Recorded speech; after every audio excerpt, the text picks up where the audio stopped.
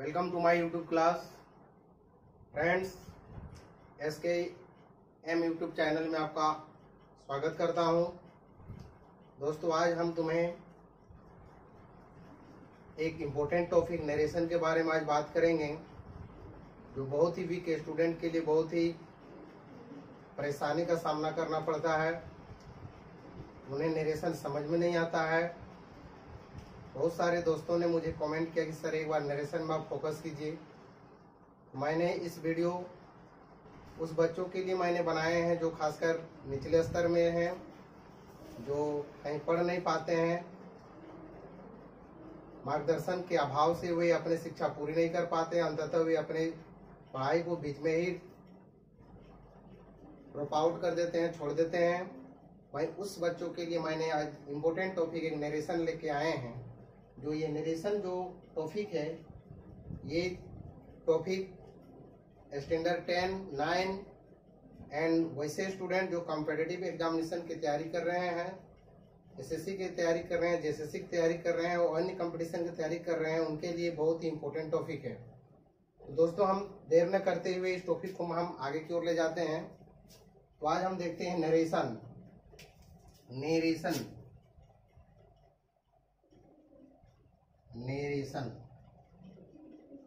दोस्तों, इस टॉपिक में आप देखिएगा नरेशन का मतलब क्या होता है। तो नरेशन का मतलब होता है स्टेटमेंट। ध्यान सुनिएगा दोस्तों, और अपने कॉपी में नोट डाउन भी करते जाइएगा। नरेशन जो वर्ड है, ये आपका लैटिन वर्ड से लिया गया है, जिसका मतलब होता है आपका स्टेटमेंट। और स्टेटमेंट का कथन मतलब स्टेटमेंट का जो अर्थ होता है वो होता है आपका कथन। और ये वर्ड जो है आपका लैटिन वर्ड से लिया गया है। दोस्तों, इस नरेशन का अगर आपको डेफिनेशन कहीं भी पूछा जाता है तो आराम से आप बोल सकते हैं। क्या बोल सकते हैं?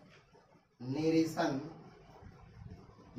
सर, नरेशन जो है एक लैटिन वर्ड से लिया गया है और जिसका मतलब होता है statement.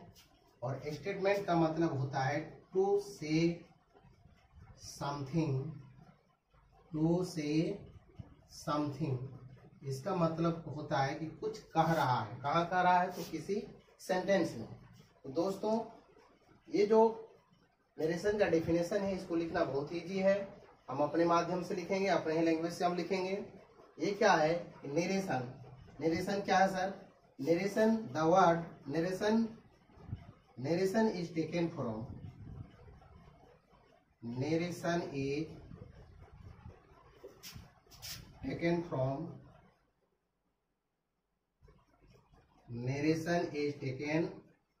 From Latin word.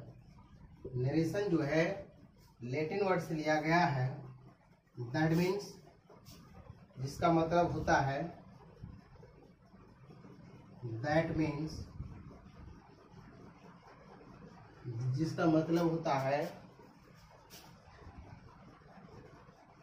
To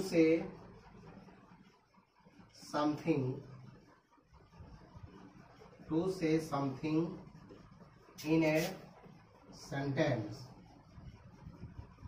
are called narration. उसी को हम लोग बोलते हैं नरेशन। दोस्तों, इस टॉपिक में आप ध्यान दीजिए। इसमें हम क्या लिखे हैं कि narration is taken from Latin word.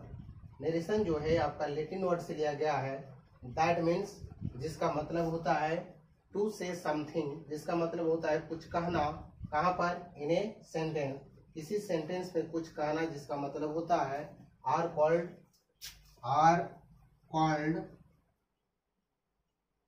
Called narration, जिससे हम नरेशन कहेंगे। अब दोस्तों, नरेशन को हम लोग दो भाग में डिवाइड करते हैं। ये बहुत इजी है, क्योंकि हम लिखेंगे it is divided into two types. It is divided into two types. First is direct speech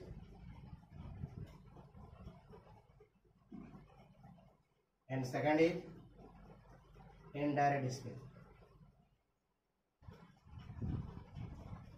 narration को हम लोग मुख्यतः दो भाग में बांटते हैं। पहला क्या है, डायरेक्ट स्पीच, दूसरा क्या है, इनडायरेक्ट स्पीच। अब डायरेक्ट स्पीच क्या होता है, किसी भी सेंटेंस जो होता है उस किसी भी सेंटेंस में एक सब्जेक्ट होता है और एक ऑब्जेक्ट होता है, एक वर्ब होता है।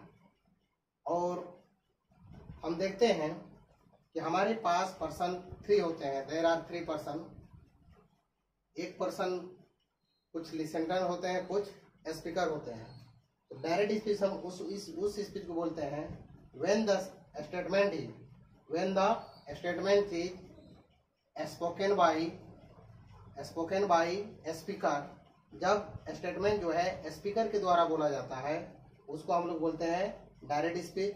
और when the sentence is spoken bye listener, और जब सेंटेंस जो है लिसनर के द्वारा कहा जाता है, स्पोक किया जाता है, बोला जाता है, उसे हम बोलते हैं इनडायरेक्ट स्पीच।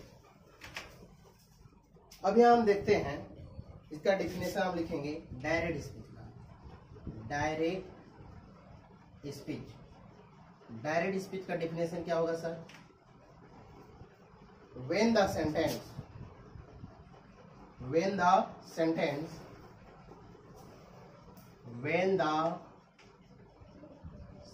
नहीं, statement, when the statement is spoken by a speaker, when the statement is spoken by a speaker are called direct speech. उन्हें हम डायरेक्ट स्पीच कहते हैं। दोस्तों यहाँ आप देखिएगा कि कोई भी सेंटेंस जब कभी बोला जाता है तो उसमें एक बोलने वाला वक्ता होता है, एक सुनने वाला एक होता है। तो जब भी कोई सेंटेंस वक्ता के द्वारा बोला जाता है, बोलने वालों के द्वारा स्टेटमेंट को कहा जाता है, तो उसको हम बोलेंगे डायरेक्ट स्पीच। फॉर एग्जाम्पल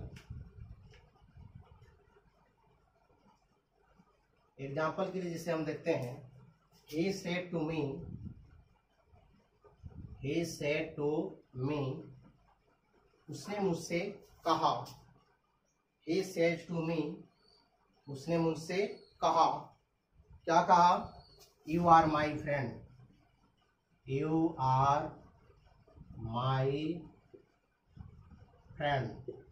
उसने मुझसे कहा कि तुम मेरे दोस्त हो। यहाँ देखिए कि बोलने वाला आपका कौन है? वक्ता है, सब्जेक्ट है, उसको हम बोलेंगे डायरेक्ट स्पीच। परंतु जब कोई भी स्टेटमेंट लिसनर के द्वारा जो चीज जो सुना है वो आदमी अगर बोलता है, जैसे कि यहाँ उसने कहा कि तुम मेरे दोस्त हो, इस सब्जेक्ट के द्वारा अगर बोला जाएगा तो उससे हम बोलेंगे इनडायरेक्ट स्पीच। कहने का मतलब है indirect speech.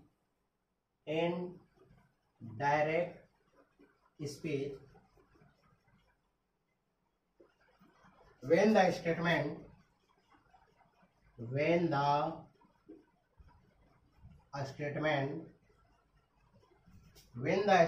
is spoken by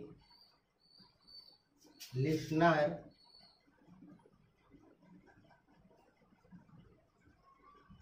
when the spoken by listener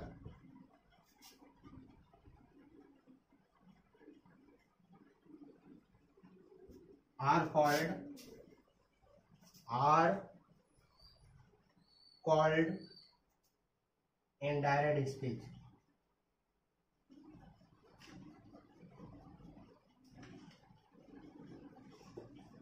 for example, जैसे जब कोई स्टेटमेंट जो होता है श्रोता के द्वारा, सुनने वालों के द्वारा बोला जाता है तो उसको हम बोलेंगे इनडायरेक्ट स्पीच, और बोलने वाले के द्वारा बोला जाता है तो उसको हम बोलेंगे डायरेक्ट स्पीच। क्लियर है? जैसे कि यहाँ बोला एग्जाम्पल में था ही सेड टू मी, उसने मुझसे कहा यू आर माई फ्रेंड। यहाँ हो जाएगा आपका he tells me that उसने मुझसे कहा, उसने मुझसे कहा, he ate,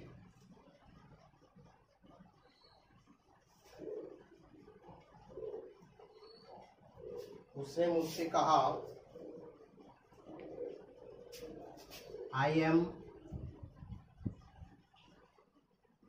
your friend, I am your friend, उसने मुझसे कहा कि तुम मेरे दोस्त हो। तो दोस्तों इस टॉपिक में मैंने क्या सीखे कि नरेशन क्या है। तो नरेशन आपका लैटिन वर्ड से लिया गया है। इसका मतलब आपका स्टेटमेंट होता है और उसका मतलब होता है टू से समथिंग इन ए सेंटेंस। इसका अगर हम डेफिनेशन लिखना चाहेंगे तो लिखेंगे कि narration is taken from Latin word, Latin word, sorry यहाँ वर्ड छूट गया है, Latin word that means to से something in a sentence are called narration. फिर मैंने यहाँ पैराग्राफ चेंज करके लिखा कि नरेशन का 2 प्रकार होता है। तो हम लिख दिए कि narration are divided into 2 types. Narration को हम 2 भाग में बांटते हैं, first is direct speech and second is indirect speech. फिर मैंने डायरेक्ट स्पीच का डेफिनेशन लिखा, व्हेन द स्टेटमेंट इज, जब स्टेटमेंट बोला जाता है, when the statement is spoken by speaker, जब स्टेटमेंट जो है स्पीकर के द्वारा बोला जाता है, आर कॉल्ड डायरेक्ट स्पीच, तो हम डायरेक्ट स्पीच बोलेंगे। सेकेंड इनडायरेक्ट स्पीच में मैंने क्या देखा, when the statement is spoken bye listener, जब स्टेटमेंट जो है लिसनर के द्वारा बोला जाता है, आर कॉल्ड इनडायरेक्ट स्पीच, तो हम उसे इनडायरेक्ट स्पीच बोलेंगे। फॉर एग्जाम्पल के लिए, he tell me that, उसने मुझसे कहा, I am your friend, मैं आपका दोस्त हूँ। क्लियर, इसको नोट डाउन कर लीजिए।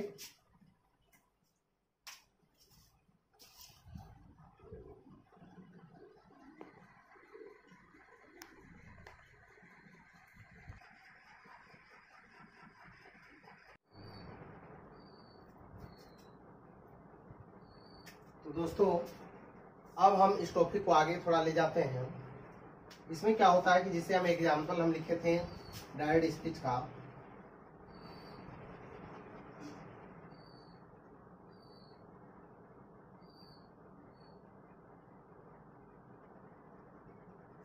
एक एग्जाम्पल हम लिखे थे क्या, he said to me,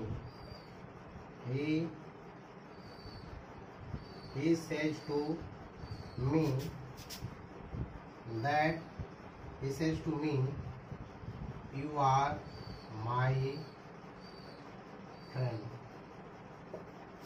दोस्तों मैंने एक डायरेक्ट स्पीच का एक एग्जाम्पल लिखे हैं, he said to me, उसने मुझसे कहा, you are my friend।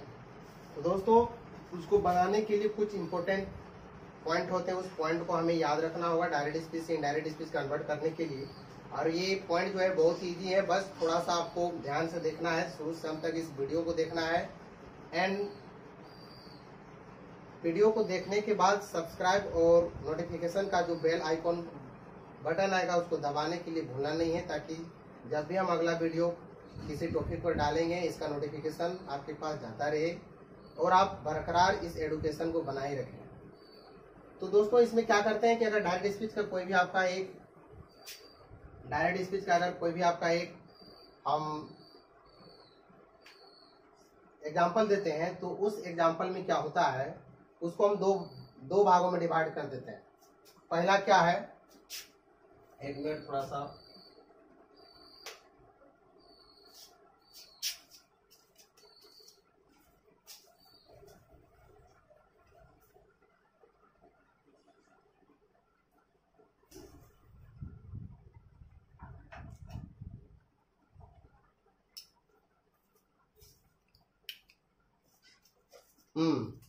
इधर आप देखिएगा, इसको हम क्या करते हैं कि इसको 2 भागों में डिवाइड कर देते हैं।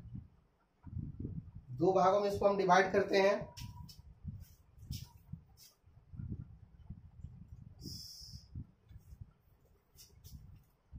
जैसे कि देखिए, ये यहां से यहां तक आपका फर्स्ट पार्ट हो गया और यहां से इसको यहां तक हम सेकंड पार्ट कर हो गया।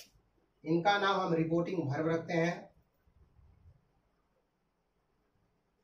रिपोर्टिंग वर्ब एंड इसका नाम हम रखते हैं reporting speech. Reported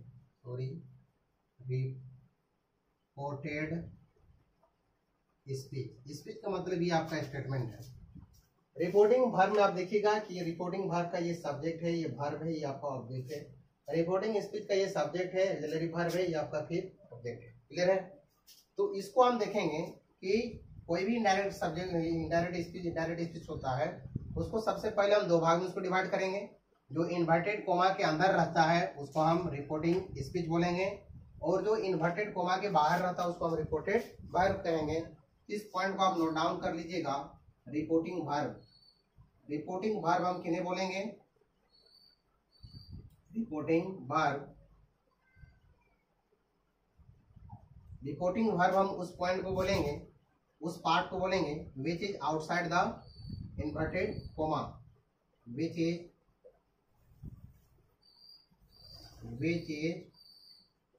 outside the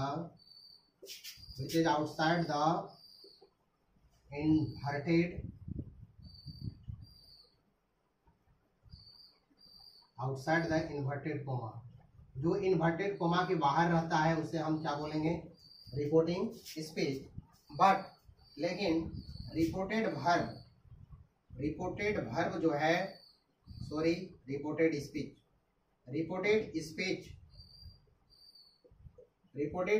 speech हम उस पार्ट को बोलते हैं जो इन्वर्टेड कोमा के अंदर रहता है, which is inside the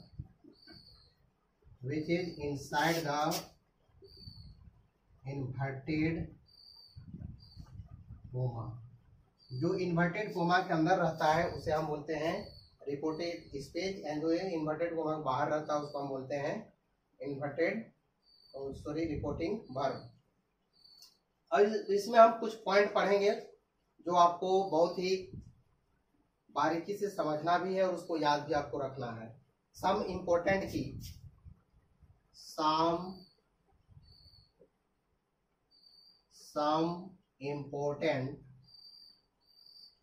key for narration को जानने के लिए कुछ हमें महत्वपूर्ण बातें हमको याद रखना है, उस चीज को आप पहले देखिए क्या है। पहला हम सीखेंगे सब्जेक्ट ऑफ रिपोर्टिंग वर्ब। पहला point subject of reporting verb के बारे में बात करेंगे। दूसरा पॉइंट हम बात करेंगे इन्वर्टेड कोमा के बारे में बात करेंगे। तीसरा पॉइंट हम बात करेंगे subject of reporting speech, subject of reported speech. चौथा पॉइंट हम बात करेंगे टेंस, और पांचवा पॉइंट हम बात करेंगे सम इम्पोर्टेंट वर्ड। सॉरी, इसको हम बाद में ही लिखेंगे। 4 पॉइंट यहां से हम बात करेंगे, क्योंकि यहां हम देख रहे हैं यू आर माई फ्रेंड, तुम मेरे दोस्त हो।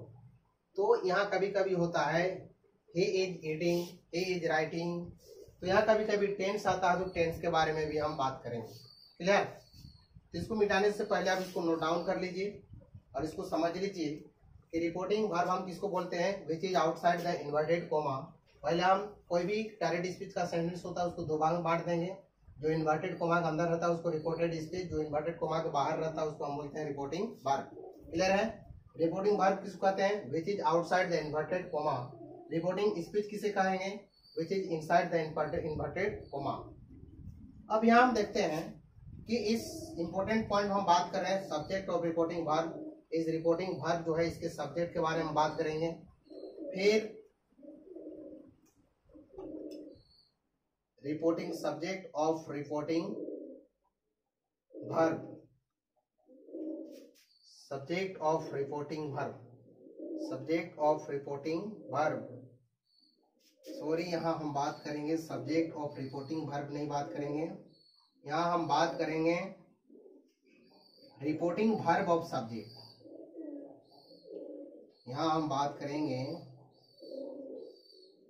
रिपोर्टिंग वर्ब ऑफ सब्जेक्ट के बारे में बात करेंगे, फिर इन्वर्टेड कॉमा के बारे में बात करेंगे, फिर हम बात करेंगे subject of reporting speech, reporting speech के सब्जेक्ट के बारे में बात करेंगे, फिर हम टेंस के बारे में बात करेंगे।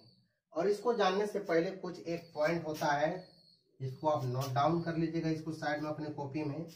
कुछ पॉइंट क्या होता है सर, एक होता है नॉमिनेटिव केस, नॉमिनेटिव केस, और एक होता है ऑब्जेक्टिव केस। अगर नहीं जानते हैं तो इसको भी जानना बहुत ही बेहद जरूरी है। जैसे अगर नॉमिनेटिव केस आपका आई रहेगा तो उसका ऑब्जेक्टिव केस हो जाएगा मी। अगर नॉमिनेटिव केस आपका अगर वी रहता है तो उसका ऑब्जेक्टिव केस हो जाएगा आपका अस। अगर नॉमिनेटिव केस आपका दे रहता है तो इनका ऑब्जेक्टिव केस हो जाएगा देम। अगर नॉमिनेटिव केस आपका यू रहता है तो इनका ऑब्जेक्टिव केस भी आपका यू ही रहेगा। अगर नॉमिनेटिव केस आपका ही रहता है तो इसका ऑब्जेक्टिव केस आपका हिम हो जाएगा। अगर नॉमिनेटिव केस में आप सी होता है तो ऑब्जेक्टिव केस आपका हर हो जाएगा। अगर नॉमिनेटिव केस में कोई नेम है, नाम है, तो यहाँ भी आपका वही नेम होगा, इसमें नो चेंज रहेगा। अगर यहाँ आपका इट रहता है तो यहाँ भी आपका इधर इट ही रहेगा, कोई दिक्कत? इनको भी नोट डाउन कर लीजिए। फिर अभी तुरंत इनको मिटा रहे हैं या स्क्रीनशॉट कर लीजिए।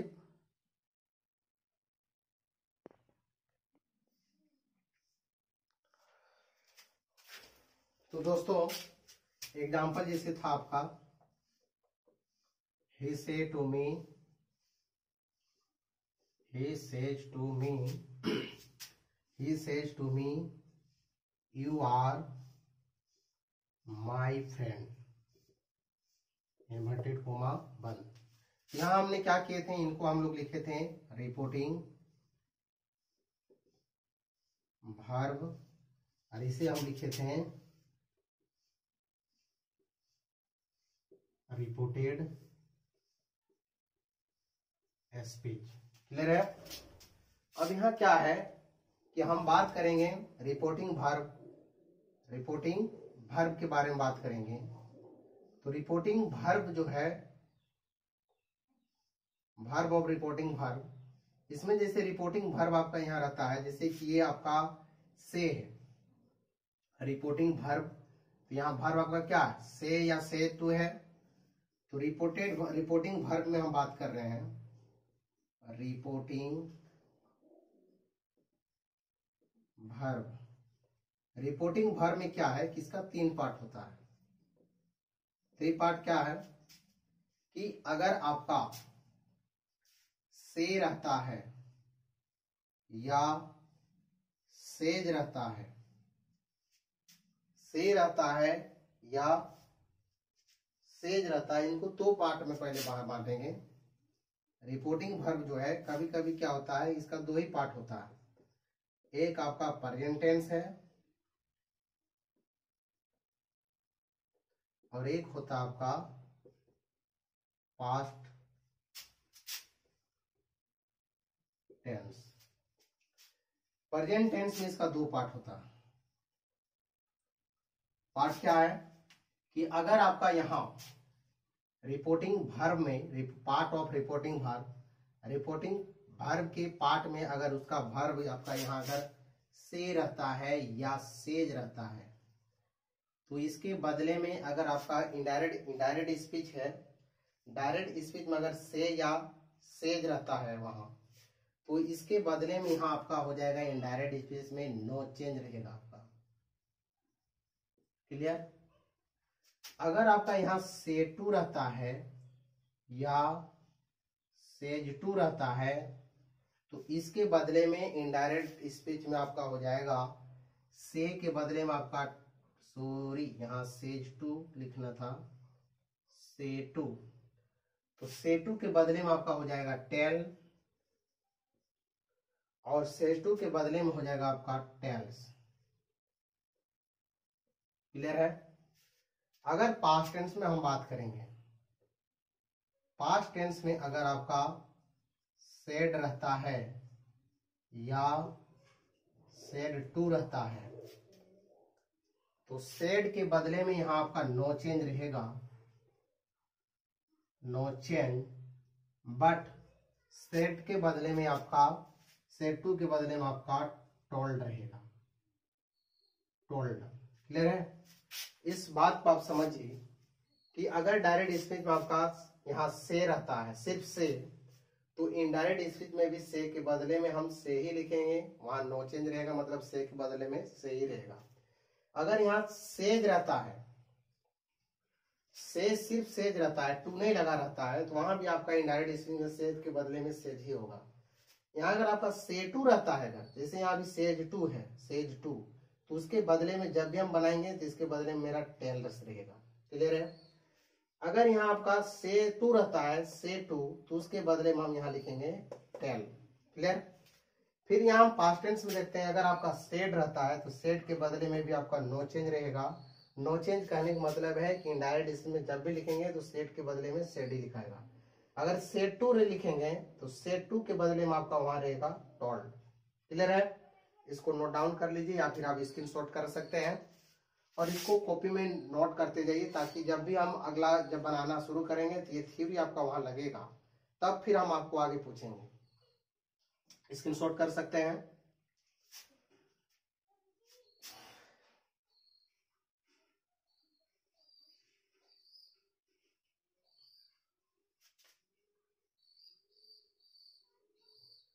फिर देखिए दोस्तों, फिर यहां हम बात करेंगे इस सब्जेक्ट ऑफ रिपोर्टिंग स्पीच के बारे में बात करेंगे। सब्जेक्ट ऑफ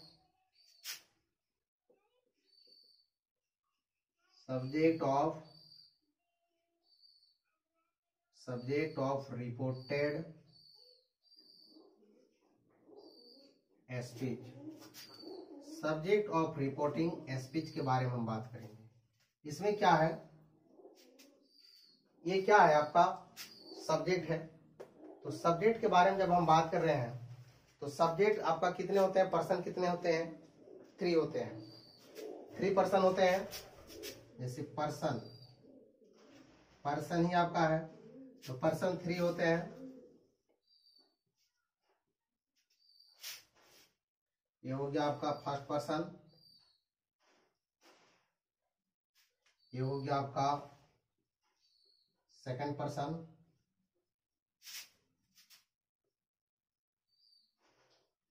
और ये हो गया आपका थर्ड पर्सन। समझ में आ रहा। क्योंकि सब्जेक्ट आपका रहेगा, हम सब्जेक्ट ऑफ रिपोर्टेड स्पीच का बात कर रहे हैं, तो आपका क्या है, सब्जेक्ट है। तो सब्जेक्ट के बारे में बात करेंगे तो सब्जेक्ट आपका कितने होते हैं, 3 होते हैं पर्सन के अनुसार से, first person, second person, third person. ये तीनों पर्सन में ही आपका सब्जेक्ट आएगा। पहला पर्सन में आता कौन कौन है, आई और वी।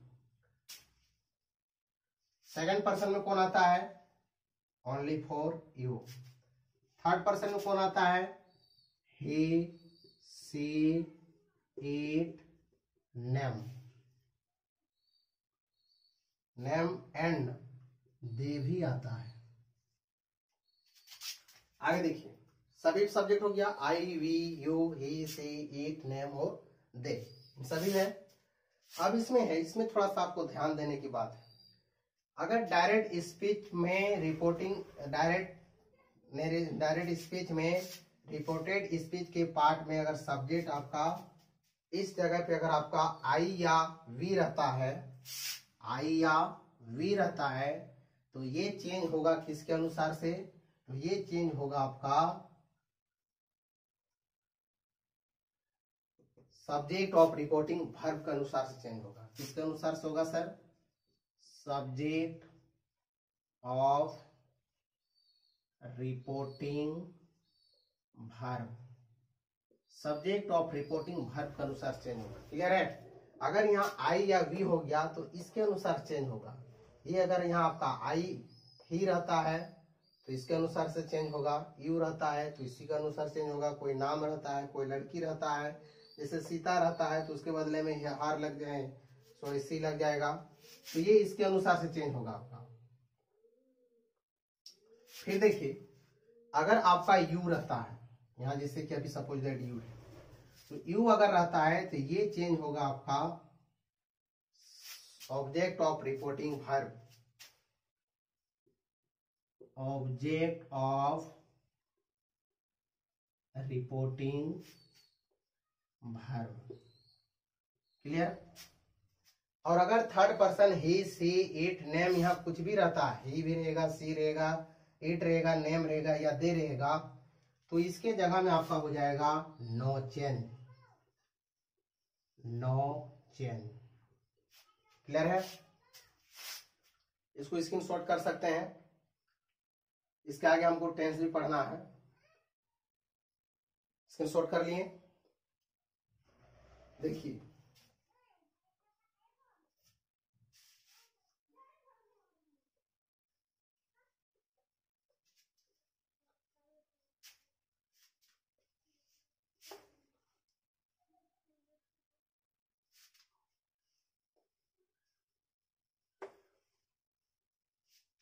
तीसरा पॉइंट देखिए, इन्वर्टेड कोमा के बारे में हम बात किए थे। सेकंड पॉइंट है आपका inverted coma, inverted coma. Inverted coma के बदले में हम क्या लिखेंगे, तो इन्वर्टेड कोमा के बदले में हम दैट लिखते हैं। क्या लिखते हैं, that. We replace the that in place of inverted comma. हम लोग इन्वर्टेड कोमा के बदले में दैट का यूज करते हैं, या फिर हम लिख सकते हैं we use that in place of inverted comma. हम लोग इन्वर्टेड कोमा के बदले में हम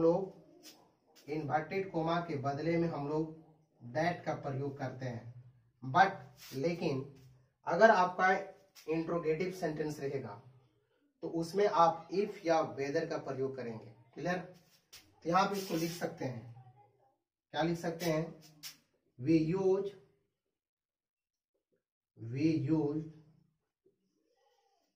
द वर्ड दैट। हम लोग दैट का प्रयोग करते हैं कहाँ, इन प्लेस ऑफ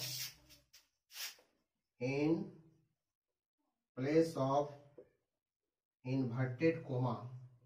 हम लोग इन्वर्टेड कोमा के बदले में हम लोग दैट का प्रयोग करते हैं। बट लेकिन इफ द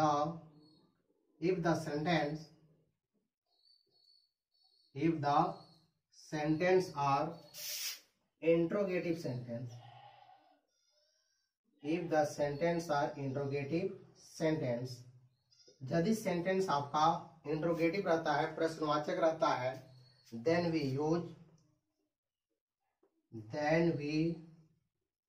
use if और whether। तो हम लोग if या whether का प्रयोग करते हैं। क्लियर है।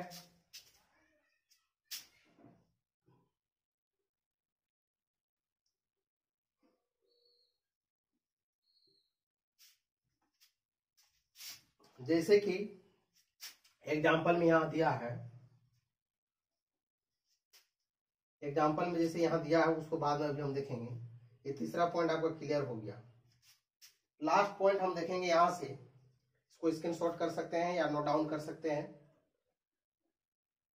हम समझ रहे हैं कि आप समझ में आ गया होगा आप लोगों को कि इन्वर्टेड कोमा होता है, inverted coma, inverted coma, inverted coma जिसको हम ऐसे डिनोट करते हैं, इनको दो भाग में बांटते हैं। अगर कोई भी सेंटेंस रहता है तो इन्वर्टेड कोमा के बदले में हम दैट का प्रयोग करेंगे। क्लियर है। लेकिन अगर इंट्रोगेटिव सेंटेंस रहेगा, इंट्रोगेटिव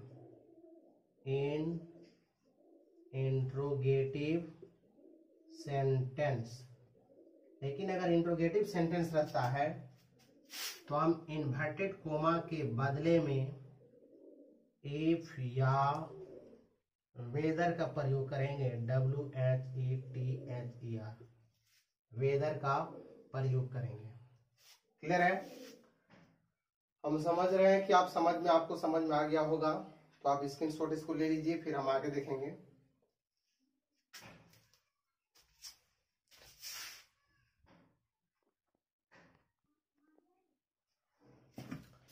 आगे हम बात करेंगे टेंस के बारे में। टेंस में क्या बात करेंगे सर? जैसे कि आपका डायरेक्ट स्पीच है, डायरेक्ट स्पीच, और इधर हम लिखते हैं इनडायरेक्ट स्पीच। टेंस को डायरेक्ट से इनडायरेक्ट कैसे चेंज करते हैं, उस चीज को थोड़ा सा आपको ध्यान रखना। थोड़ा सा है, बहुत इजी भी है, उतना भाष नहीं है। क्या है कि अगर सिंपल प्रेजेंट टेंस है, सिंपल प्रेजेंट टेंस, अगर सिंपल प्रेजेंट टेंस है तो डायरेक्ट से इनडायरेक्ट इसको हम बदलेंगे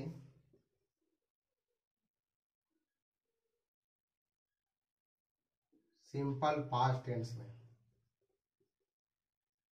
सिंपल पास्ट टेंस में, जिसका आपको स्ट्रक्चर तो पता ही होगा, जो आप टेंस में पढ़े होंगे। दूसरा नियम है, अगर आपका पास्ट प्रेजेंट कंटिन्यूअस है, प्रेजेंट कंटिन्यूअस टेंस है, तो उसको हम बदलेंगे पास्ट कंटिन्यूअस टेंस में।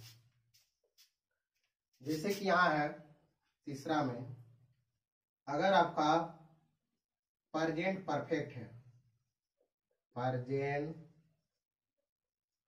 परफेक्ट टेंस है, तो प्रेजेंट परफेक्ट को हम बदलेंगे पास्ट परफेक्ट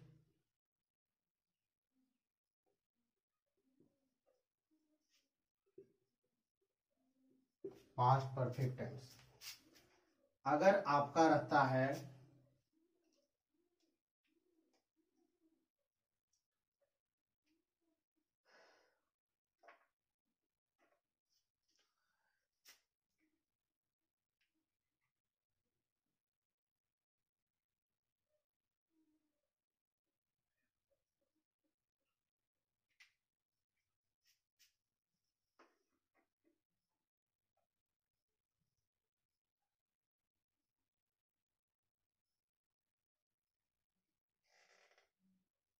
अगर आपका रहता है present perfect continuous, present perfect continuous tense, तो उनको हम बदलेंगे पास्ट परफेक्ट कंटिन्यूअस टेंस में चेंज करेंगे। क्लियर है? अगर आपका छठा point simple past tense, simple past tense,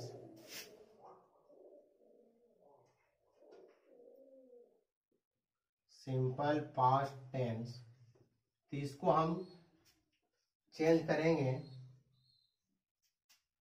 past perfect tense में।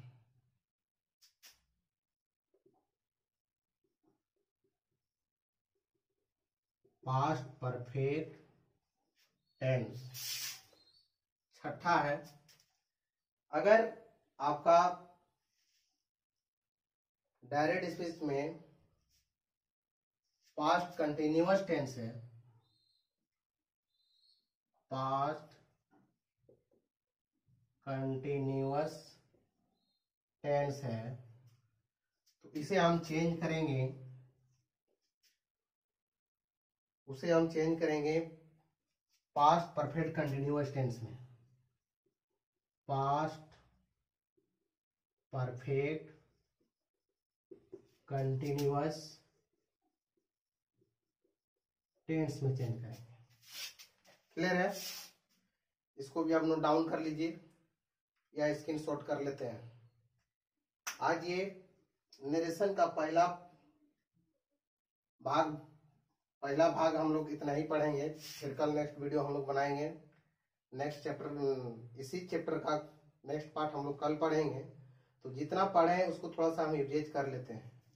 इसके बाद फिर उसी के अनुसार से आपका अभी ये क्लियर नहीं हुआ है, क्लियर अभी ये हुआ नहीं है। अभी कुछ और पॉइंट पढ़ना है, लेकिन जितना भी पॉइंट हम लोग पढ़े हैं उस पॉइंट को यहाँ हम कुछ लागू करके देखेंगे कि वाकई में ये लागू होता है या नहीं होता, इजी है या फास्ट, उस चीज को हम देखेंगे।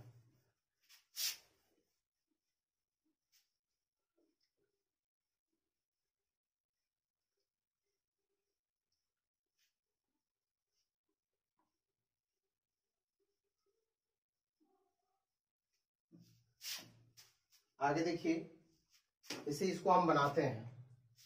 ये आपका डायरेक्ट स्पीच है, इसको हम इनडायरेक्ट स्पीच में बना रहे हैं। ये क्या है? जैसे यहाँ ही है तो ये सब्जेक्ट तो कुछ होगा नहीं। सेज टू के बदले में आपको हम बताए हैं कि सेज टू के बदले में हम लोग टेल्स लिखते हैं, TELLS, टेल्स। मी यहाँ ऑब्जेक्ट है तो मी ही रहेगा।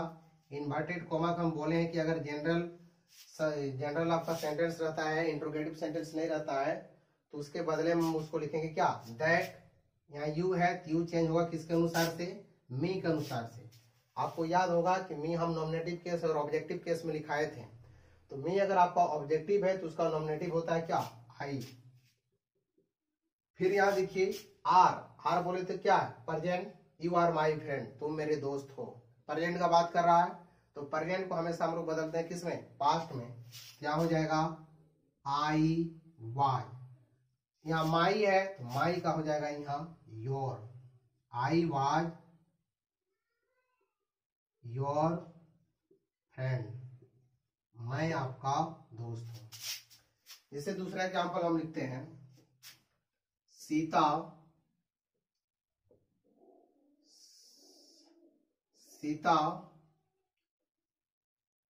सेड टू मी, सीता ने मुझसे कही, इन्वर्टेड कोमा,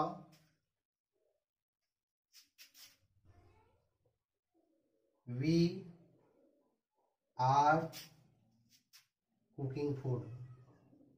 सीता ने मुझसे कही कि वी आर कुकिंग फूड, हम लोग खाना बना रहे हैं। दोस्त हम लोग क्या बोले थे कि सबसे पहले आप इस सेंटेंस को दो पार्ट में बांटिए। ये जैसे हो गया आपका फर्स्ट सेकंड पार्ट, ये हो गया आपका फर्स्ट पार्ट। इसको हम लोग बोलते हैं रिपोर्टिंग वर्ब, जिसको हम शॉर्टकट में आर भी बोल सकते हैं। और ये हो गया रिपोर्टेड स्पीच, इसको हम RS बोल सकते हैं। क्लियर है? अब इसमें क्या है कि इसको अगर बनाना है तो बनाएंगे तो क्या है? ये सब्जेक्ट है तो सब्जेक्ट आपका सीता जस का तस रहेगा। सेड टू, तो सेड टू के बदले में आप याद कीजिए, हम पीछे में लिखाए हैं, सेड टू के बदले में आपका होता है टोल्ड, TOLD। यहाँ मी आपका ऑब्जेक्ट है तो मी ही रहेगा। इन्वर्टेड कोमा के बदले में हम आपको लिखाए हैं दैट होता है वी। आई और वी अगर रहेगा तो ये आपका चेंज होगा सब्जेक्ट ऑफ रिपोर्टिंग वर्ब के अनुसार से। तो सीता आपका लड़की है तो यहाँ सीता के लिए आपका लग जाएगा क्या? सी। और यहाँ थोड़ा देखिएगा, वी आर कुकिंग फूड, मतलब ये क्या है? प्रेजेंट कंटिन्यूअस टेंस है। आपको हम लिखाए हैं प्रेजेंट कंटिन्यूअस रहेगा तो उसको हम लोग बदलना किसमें? पास्ट कंटिन्यूअस में। तो पास्ट करने के लिए यहाँ क्या हो जाएगा? वाज। पास्ट कंटिन्यूअस का क्या होता है फॉर्मूला? सब्जेक्ट प्लस स्ट्रक्चर होता है, सब्जेक्ट प्लस वाज या were plus verb four plus object, यही होता है। इसमें क्या हो जाएगा आपका? सी है तो सी के साथ आपका वाज लगेगा, हो जाएगा was plus verb four. Cooking आपका ऑलरेडी क्या है? वर्ब फोर है, क्या हो जाएगा आपका? कुकिंग फूड है तो फूड ही लिखाएगा। क्लियर है? जैसे एक एग्जांपल और हम देते हैं आपको,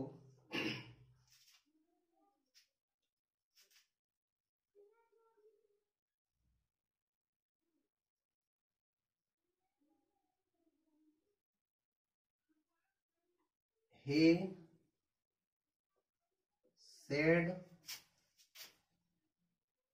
said to them, वो उनको कहता है, क्या कहता है,